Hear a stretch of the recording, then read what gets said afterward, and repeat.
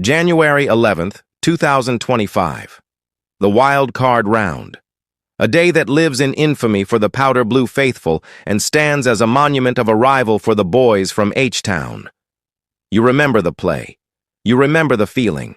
The Chargers, gasping for air, finally find a spark. A rookie named Ladd McConkey, the only bright spot in a dark Houston night, takes a slant 86 yards to the house. It should have been a one-score game. It should have been the start of a legendary comeback. Instead, disaster. The kick is blocked. The ball doesn't die. It bounces. It's scooped up by D'Angelo Ross, and as he sprints 90 yards the other way for a defensive two-point conversion, you could feel the soul leave the Chargers' sideline. That four-point swing wasn't just a play, it was an exorcism. The Texans didn't just beat the Chargers 32-12, they broke them. But that was then. This is now. It is week 17 of the 2025 season. The scene shifts from the humidity of Houston to the pristine turf of SoFi Stadium. The Chargers are 11-4. The Texans are 10-5.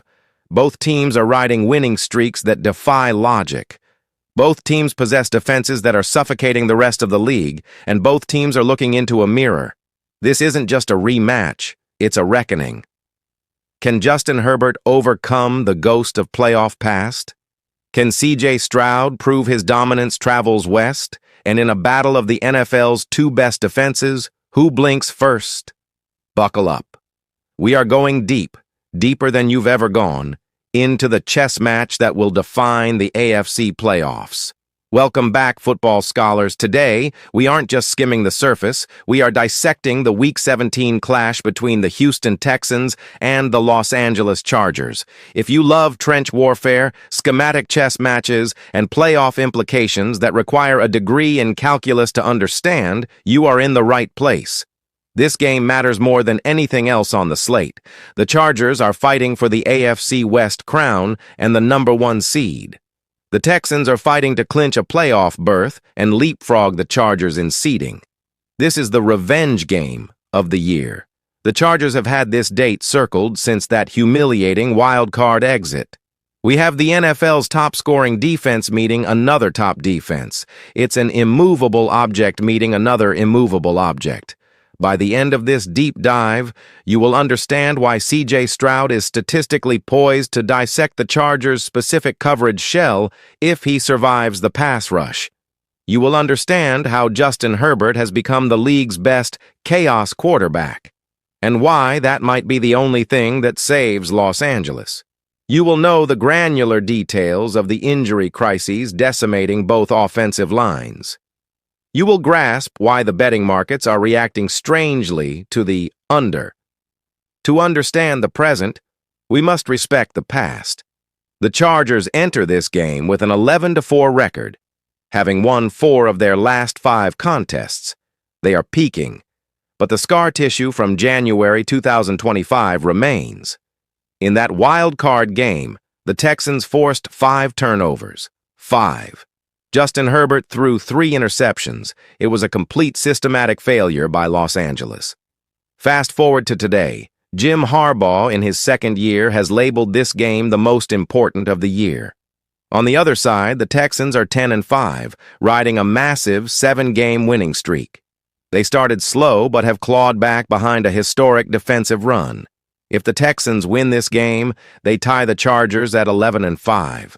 But more importantly, they would own the head-to-head tiebreaker, leapfrogging Los Angeles in the seeding order. Imagine that. The Chargers play a great season, lose this game, and suddenly find themselves traveling to Houston again in the wild card round.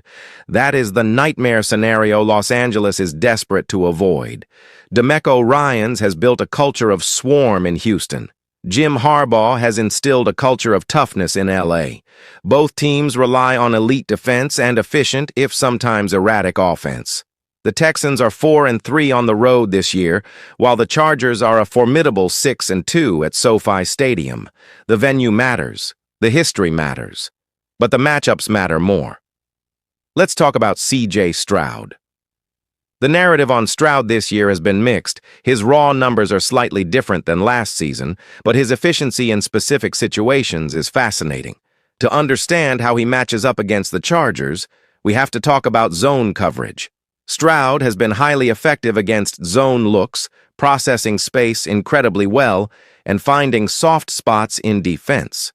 The Chargers, under defensive coordinator Jesse Minter, are one of the heaviest zone coverage teams in the league. Minter plays zone on about 80% of defensive snaps, leaning into two high shells, cover 2, cover 4, and cover 6, frequently. This schematic choice plays right into Stroud's strengths, allowing him to layer throws to DeMeco Ryans and Tank Dell in intermediate voids. However, Minter's zone isn't passive. It's disguised. He rotates safeties after the snap. If Stroud hesitates even for a second to decode the rotation, the Chargers' pass rush will bury him. But purely from a coverage standpoint, the Texans have an advantage here. Now flip the field to Justin Herbert. If Stroud is the surgeon, Herbert is the escape artist. Herbert has been under siege all year, consistently facing heavy pressure. In some games, his pressure rate has been astronomical, yet he thrives under breakdown conditions. Herbert leads the league in passing touchdowns under pressure, outside the pocket, and on the run. This is absurd. He is arguably the best quarterback in the league when plays break down. But here's the catch. He also leads the league in sacks taken. This is the chaos theory. Herbert will make 5 spectacular plays while running for his life, but he will also take multiple drive-killing sacks. DeMeco Ryans knows this. He compared Herbert to some of the toughest quarterbacks in the game, praising his grit and ability to escape tight pockets. Ryans won't just blitz blindly. He will try to keep Herbert in situations where his own defensive talent can make plays. We often say games are won in the trenches. Usually, that's a cliché. In this game, it's almost a medical diagnosis. Both teams are limping into Week 17 with offensive lines held together by determination and adaptability. The Texans are without key tackles, forcing Stroud's edges to become vulnerable. The Chargers also have multiple linemen banged up. This creates a fascinating dynamic. Both teams have elite pass rushes facing impaired offensive lines. The game may come down to which coordinator can best protect their quarterback. Let's analyze the play callers. The Chargers' offensive scheme under Greg Roman has complexity woven in power concepts, but this year they haven't been able to consistently establish the run. Against a Texans defense that ranks among the best in the league against the run, sticking stubbornly to conventional power runs could backfire. Quick passing to the perimeter might function as the new run game. DeMeco Ryans' defensive philosophy in Houston is built on aggression, rallying to the ball, and creating chaos. They allow few points and even fewer yards. But in the red zone, they have shown vulnerability. Meanwhile, the Chargers' defense excels at limiting touchdowns when opponents get inside the 20. These contrasting strengths and weaknesses could be crucial. If the Texans drive inside the red zone and can't consistently find 7 points, that discrepancy may decide the outcome. Beyond X's and O's, individual matchups will paint the bigger picture. Chargers wideout Ladd McConkey, a dynamic playmaker with big play ability, could force the Texans' defense to adjust. Facing him in a critical game situation adds another layer of complexity. On the other side, Texans' star receiver DeMeco Ryans has been a true engine for Houston's passing game, challenging the Chargers' secondary that has limited many opponents.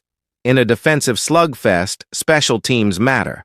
Chargers kicker Cameron Dicker, one of the most accurate in the league, and Texans kicker Ka'imi Fairbairn both impact the scoreboard, but special teams mistakes from the past still linger in Chargers lore. Looking to the betting markets, the Chargers are slight favorites in many projections, often by about a point. The total is relatively low, signaling expectations of a defensive battle. Models and analysts see a game predicted in the range of close scores, well under typical high-scoring matchups. So how does this movie end? We have two mirror teams staring at each other. One is fighting for a division title and redemption. The other is fighting for respect and a higher seed. The Chargers hold some strategic advantages: chaos creation with Herbert, red zone defensive strength, and home field. The Texans wield statistical defensive dominance and psychological confidence from past success. Ultimately, this game may come down to the red zone. The Chargers' defense bends, but doesn't break.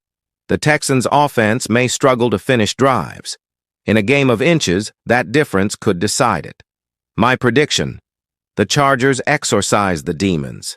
Justin Herbert makes one more play than Stroud. The defense holds at the end. Final score projection: Chargers 20, Texans 17. But that's just what the numbers suggest. The true beauty of the NFL is that games aren't played on spreadsheets. They're played in the trenches, in the noise, under pressure. Who do you have winning this massive AFC showdown? Drop your score predictions in the comments below. I read every single one. If you enjoyed this deep dive, make sure to hit that like button. It helps the channel.